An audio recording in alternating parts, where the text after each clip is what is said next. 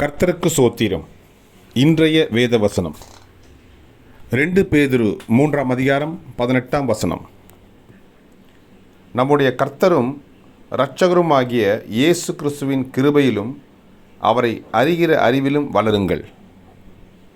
அவருக்கு இப்பொழுதும் என்றென்றைக்கும் மகிமை உண்டாவதாக. ஆமென். 2 பேதுரு 3ஆம் அதிகாரம் 18ஆம் வசனம். நம்முடைய கர்த்தரும் இரட்சகருமாகிய இயேசு கிறிஸ்துவின் கிருபையிலும் அவரை அறிகிற அறிவிலும் வளருங்கள். அவருக்கு இப்பொழுதும் என்றென்றைக்கும் மகிமை உண்டாவதாக. ஆமென். 2 பேதுரு 3:18. கர்த்தர் உங்களை ஆசீர்வதிப்பாராக, உங்களோடு கூட இருப்பாராக. ஆமென்.